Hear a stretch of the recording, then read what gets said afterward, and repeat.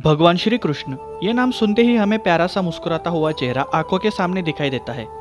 इस प्यारी सी मुस्कान के अंदर है एक बेस्ट लीडर, टीचर, तत्वज्ञ, संरक्षक, मार्गदर्शक, हीरो, दोस्त, प्रियकर और एक परिपूर्ण आदर्श। इस वीडियो में हम जानेंगे भगवान श्री कृष्ण के चरित्र से 5 लाइफ लेसन्स जो हम सबको जिंदगी में बहुत हेल्प करेंगे।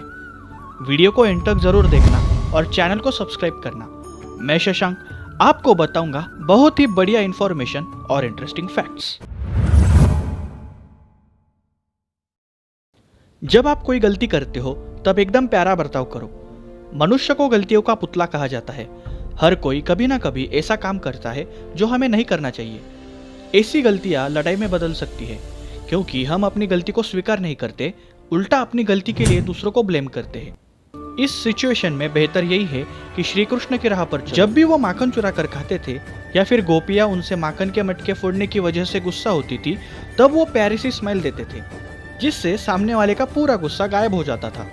हमारी लाइफ में भी हम अगर दूसरों पर आक्रामक होने की बजाय खुद की गलती मानकर सामने वाले को एक स्माइल दे दे तो भी वो शांत हो जाएगा और इससे रिश्तों में कभी कड़वाहट नहीं आएगी। हमारा मधुर व्यवहार बहुत कुछ बदल सकता है। जब जरूरत ना हो तब बिल्कुल हीरो बनने की कोशिश मत करो। ये बात खासकर उस सिचुएशन में लागू होती है जब हम एक्साइटेड होकर किसी लड़ाई में कूद पड़ते हैं या फिर कहीं हमारा इंप्रेशन जमाना चाहते हैं, या हो सकता है कभी पीछे हटना हमें मंजूर ना हो। वैसे लड़की या महिलाओं को अपने साथीदार के रूप में एक बहादुर आदमी पसंद होता है, लेकिन उसके साथ एक समझदार आदमी और भी अच्छा लगता है। श्री कृष्ण के जीवन में एक बार ऐसे ही सिचुएशन आई जब जरासंध की विशाल सेना द्वारा पूरे यादवों पर हमला किया जाना था। सब यादव ये जानते हुए भी जरासंध से लड़ना चाहते थे कि वह उसे कभी नहीं हरा सकते, लेकिन श्री कृष्ण ने अपने मन को शांत रखा और युद्ध टालकर मथुरा के सारे नगरवासियों को पश्चिम भारत में नई नगरी का निर्माण करके वहां विस्थापित किया। उसी नगरी को हम द्वारका नगरी के नाम से जानते हैं। इस वजह से उन्हें जरासंध ने रणछोड़ नाम दिया। लेकिन श्री कृष्ण को इस बात से कोई फर्क पड़ने वाला नहीं था कि दुनिया उनके बारे में क्या सोचती है। मथुरा के निर्दोष हजारों लोगों की जान बचाना उन्हें ज्यादा इंपॉर्टेंट लगा। वैसे भी लंबी छलांग लगाने के लिए 2 कदम पीछे हटना ही पड़ता है। जिंदगी हर मोड़ पर एक नया चैलेंज हमारे सामने रखती है। जरूरत यह होती है कि हमें हर मोड़ पर अपने आप को अपग्रेड करते रहना होता है। In short, every next chapter in your life will demand a different version of you. हम जब भी भगवान श्री कृष्ण के चरित्र की बात करते हैं तब हमें दिखता है एक बांसुरी बजाता हुआ बालक, ढेर सारा माखन, आजू बाजू में गोपियां, द्वारका जैसी खूबसूरत नगरी और उस पर राज करने वाले द्वारकाधीश और ऐशो आराम की जिंदगी। लेकिन उसके पीछे छुपा स्ट्रगल कोई नहीं देखता। उन्होंने अपनी जिंदगी में जो झेला है शायद ही किसी और ने इतना दुख झेला होगा। उनके जन्म से पहले ही मौत उनका इंतजार कर रही थी। उनके जन्म से ही समस्याओं ने उन्हें घेर रखा था। उनका जन्म भी जेल के अंदर हुआ। उसके कुछ मिनट्स के बाद ही अपने जन्मदाताओं से बिछड़ना पड़ा। मात्र 16 साल की उम्र में अपने बचपन के दोस्त, प्यार, उन्हें संभालने वाले माता यशोदा और पिता नंद महाराज को हमेशा के लिए छोड़कर जाना पड़ा।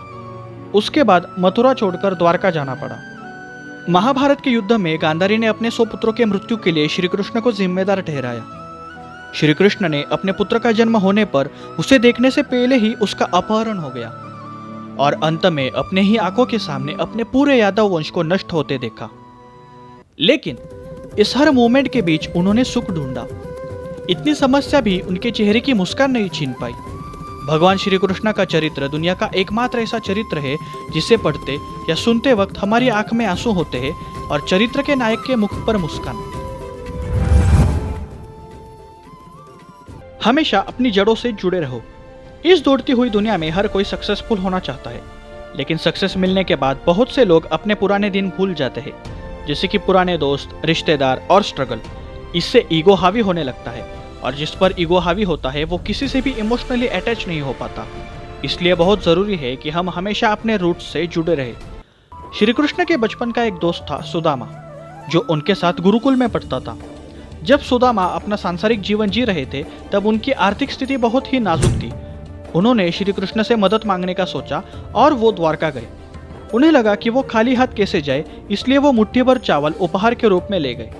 जब श्री कृष्ण ने सुदामा को इतने सालों बाद देखा तो वो बहुत खुश हुए और उन्होंने वो मुट्ठी भर चावल बड़ी खुशी से स्वीकार किए।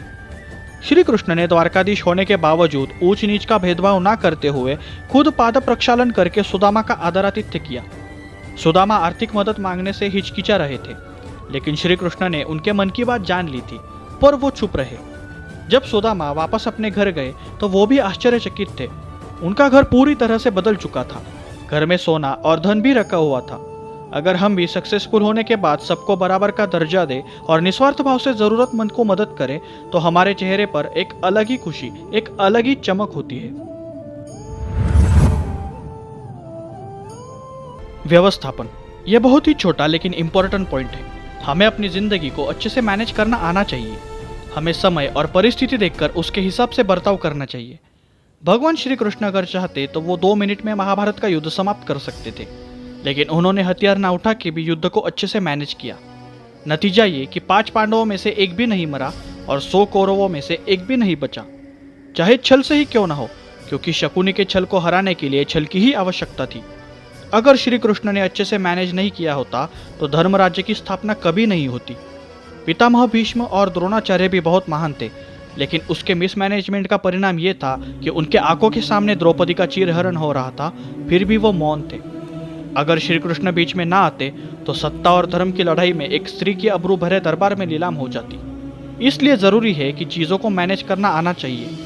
भगवान हमेशा हमें राह दिखाते हैं, पर उस राह पर चलना तो हमें ही होता है। श्री कृष्ण के जीवन मंत्र को एक लाइन में समझना बहुत आसान है। तेरे जीवन का है कर्मों से नाता, तू ही है तेरा भाग्य विधाता। आप सबको श्री कृष्ण जन्माष्टमी की हार्दिक शुभकामनाएं। I am Shashank, signing off.